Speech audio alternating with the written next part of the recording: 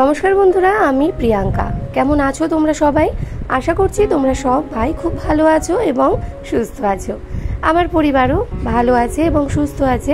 আমার আরও একটি নতুন ব্লগে তোমাদের সবাইকে অনেক অনেক স্বাগত জানাই। আজ শুক্রবার আর এখন ঘড়িতে বাজে ঠিক সকাল 8:30। ওদিকে বাবান ঘুম থেকে উঠে চা খেয়ে পড়তেও বসে গেছে, আর এদিকে সমস্ত বাসনকোসনগুলো বাইরে আমি বের করে নিলাম, মানে চায়ের যে বাসনগুলো সমস্ত বাসনগুলো বাইরে বের করে নিয়েছি। আর এদিকে জামা কাপড়গুলো না এখনও মেলাই হয়নি, সেই যে স্নান করে উঠে বালতি করে রেখে দিয়েছিলাম। আসলে কি স্নান করে উঠেই না তখন যেন মনে হয় আগে ফ্যানের নিচে দাঁড়িয়ে একটু হাওয়া খেয়ে নিই। আসলে স্নান করে বেরোতেই না আবার যেন কেমন ঘেমে যাই। তো আগে ঘরে এসে ফ্যান চালিয়ে একটু হাওয়া খেয়ে নিয়ে চা খেয়ে বাসনগুলো নামালাম, আর এখন সমস্ত জামা কাপড়গুলো মেলে নিচ্ছি।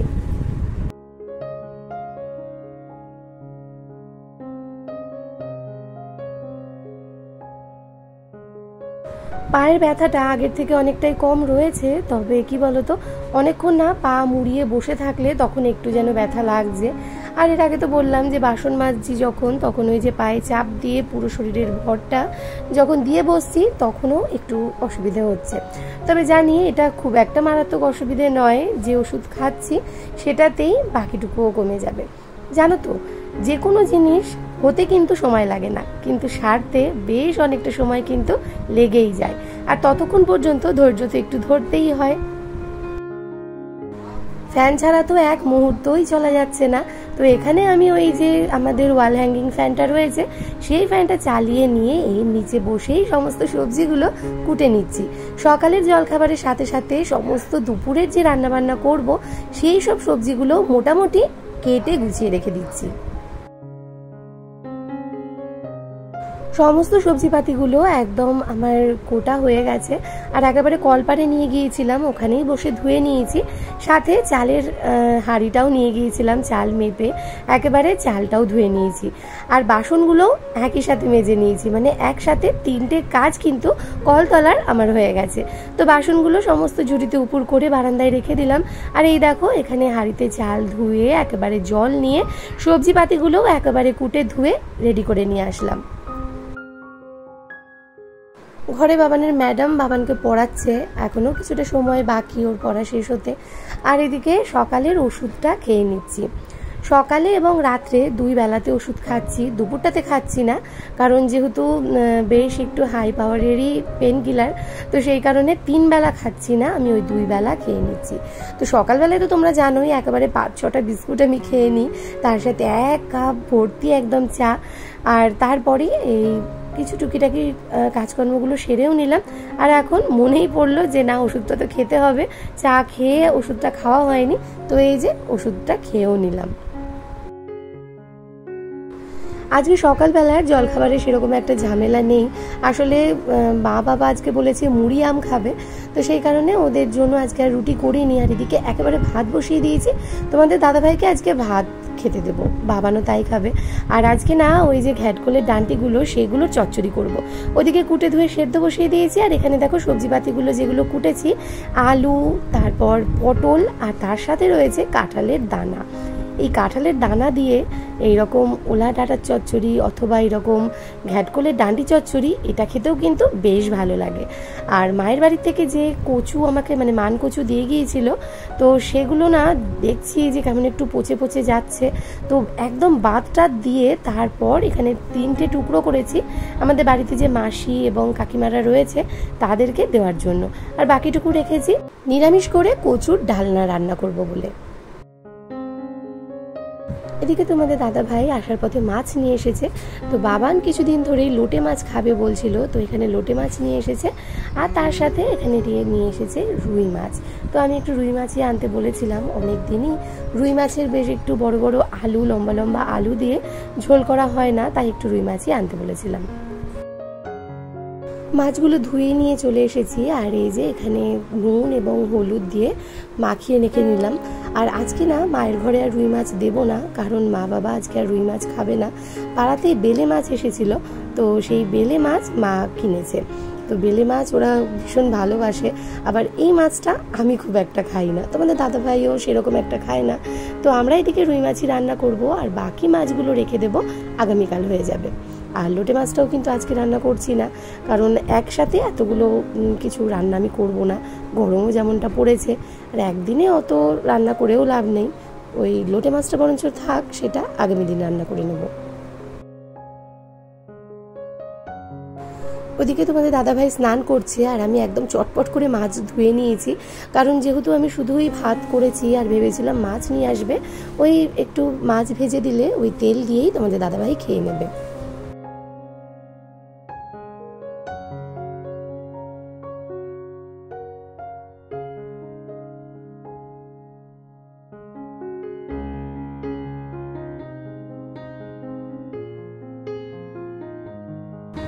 মাছ যখন ভাজছি ভাবলাম সবকটা মাছই একবারে ভেজে নিই, আর বাবানও বললো মাছ ভাজা দিয়েই এখন ভাত খাবে, যদিও বা ওর জন্য আমি ডিম সেদ্ধ আগেই করে নিয়েছিলাম। তো এখন ওর জন্য আমি এক পিস মাছ, এরকম পেটির মাছটা ভেজে নিচ্ছি, ওটা দিয়েই ওকে গরম গরম ভাত দিয়ে নেবো।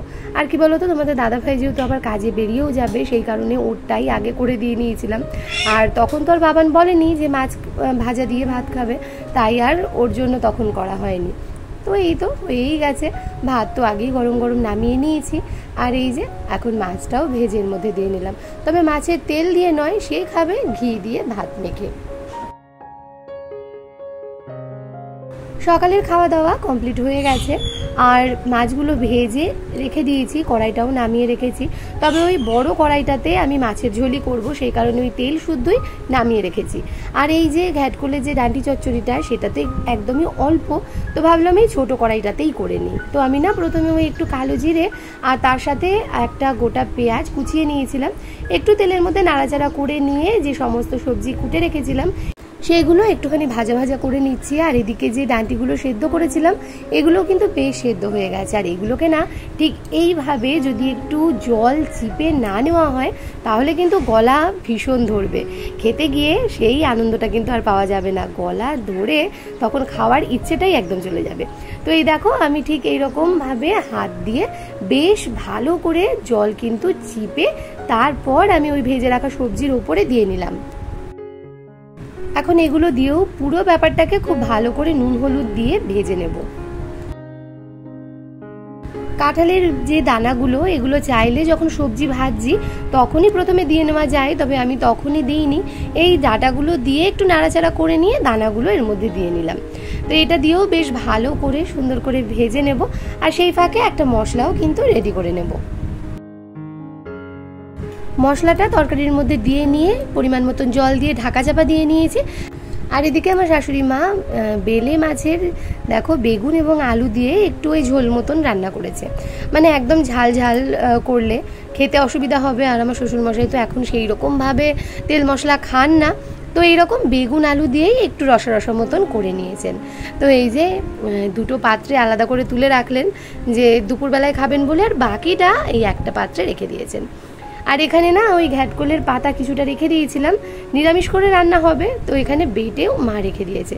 তো আমাকে আবার বলছে যে খাবি, তো সত্যি আমি তো বেলে মাছ একদমই পছন্দ করি না, মানে খাই না এরকম ছোট পিটুলি বেলে, আমি যদি খাই তাহলেও সেই বড় যে বেলেগুলো হয় সেই বেলে মাছগুলো আমার বেশ ভালো লাগে। তো যাই হোক, এই যে মা এখন এখানে ঘ্যাটকোলের পাতাটাও সুন্দর করে ওই কড়াইয়ের মধ্যে নাড়াচাড়া করে নেবে। আর তোমরা তো জানোই এটাকে কিন্তু নিরামিষভাবেই মা করে, আর খেতে কিন্তু দুর্দান্ত হয়। আর সত্যিই মার এখানে রান্না করতে ভীষণই কষ্ট হচ্ছে, যেহেতু এইটা একদম টিনের চাল আর এতটাই নিচু, তাপ ভীষণ পরিমাণে রান্নাঘরে লাগে। আমি এইটুকুনি সময় এসেছি, সত্যিই আমি একদম ঘেমে নিয়ে অস্থির হয়ে যাচ্ছি। আর এইগুলো হলো আমাদের গাছের আম, গাছ থেকে পেড়ে রাখা হয়েছে, এগুলো না বেশ কিন্তু নরমও হয়ে গেছে, গাছে যদি রাখা হতো পড়ে পড়ে না ফেটে নষ্ট হয়ে যেত, সেই কারণে ওই শক্ত অবস্থাতেই এগুলোকে নামিয়ে রাখা হয়েছে। তো দেখো এক একটা আম কিন্তু জানো তো আমাদের গাছের 750 ওজন হয়, তবে এবারে দেখলাম যেহেতু বৃষ্টিপাত সেরকম হয়নি তাই আমের সাইজগুলো অনেকটাই ছোট হয়েছে। এদিকে এসে দেখি আমার ঘ্যাটকোল চচ্চড়িটা একদম রেডি হয়ে গেছে, দেখতেই পাচ্ছ একদম শুকনো শুকনো করে নামিয়ে নিলাম। আমি কিন্তু নামানোর আগে একটুখানি মিষ্টি দিয়েছি, তোমরা চাইলে একটু মিষ্টিও দিতে পারো। আর হ্যাঁ, সর্ষে, কাঁচা লঙ্কা এবং 2-3 কোয়া মতন রসুন আমি কিন্তু এর মধ্যে ব্যবহার করেছি। এখন আমার বাবানের ইচ্ছে হয়েছে একটু আম মুড়ি খেতে। তো এই যে এখানে আমগুলো টুকরো করে নিয়েছি আর এর মধ্যে দিয়ে নিলাম 2-3 চামচ মতন চিনি। আমার বাবানটা একদমই আমার মতন হয়েছে জানো তো। আমরা মানে আমি এবং আমার বাবান দুজনেই মিষ্টি খেতে বেশ ভালোবাসি।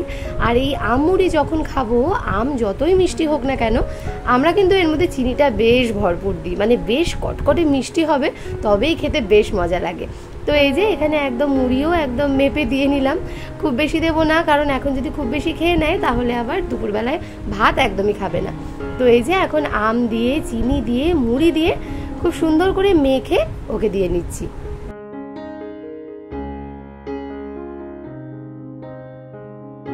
এদিকে তোমাদের দাদা ভাইও কালেকশনের পথে বাড়িতে এসেছে, আর এই সময়টাতে ও যখন আসে আমি একটু মিশ্রি ভিজিয়ে রাখি, মিশ্রির জল দিই, কোনো দিন আবার এমনি নুন চিনির জলও করে দিই।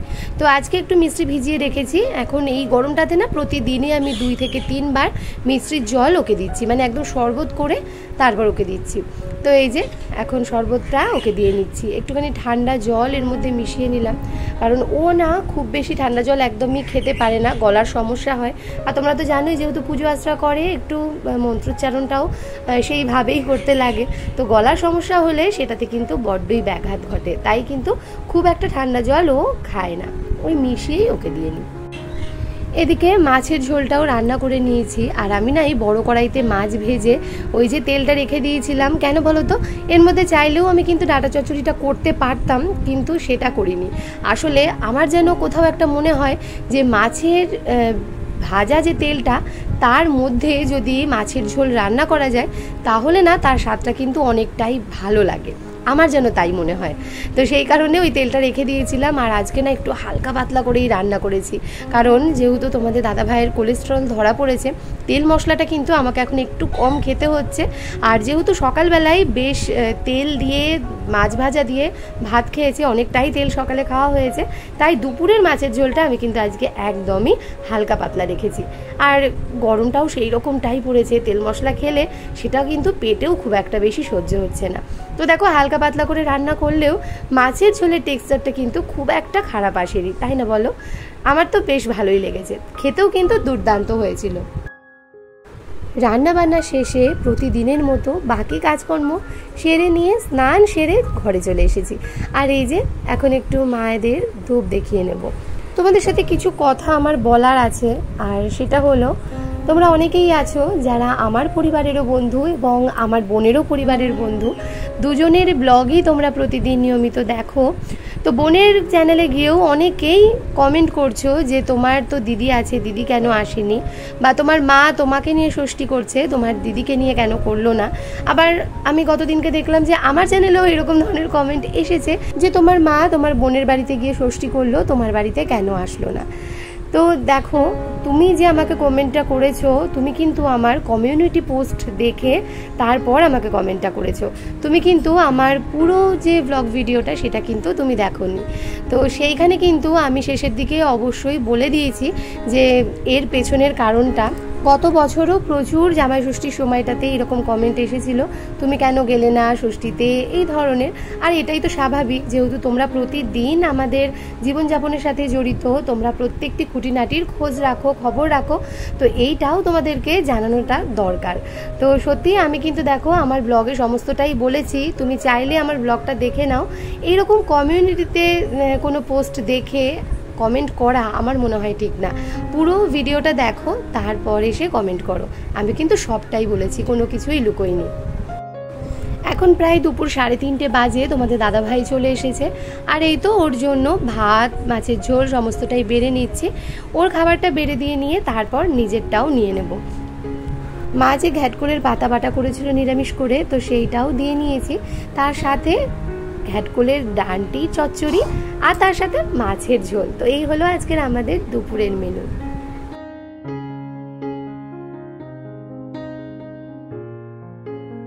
দুপুরের পর অনেকটা সময় কেটে গেছে, আমার আর ক্যামেরা অন করা হয়ও নি। আসলে যে ভীষণ গরম পড়েছিল তাতে করে না সত্যি কিচ্ছু ভালো লাগছিল না। তো যাই হোক, সন্ধ্যাবেলার চাটাও খাইনি, তোমাদের দাদাভাইও খাইনি। এখন দেখো, এখন বাজে ঘড়িতে ঠিক 8:30, আর এখন একটু বৃষ্টি নেমেছে। ঝেপে বৃষ্টি বলবো না, মোটামুটি একটু বৃষ্টি হচ্ছে। তবে যেটুকুনি হাওয়া দিল আর যেটুকু বৃষ্টি হচ্ছে তাতে করে কিন্তু বেশ অনেকটাই ওয়েদারটা অন্যরকম হয়ে গেল।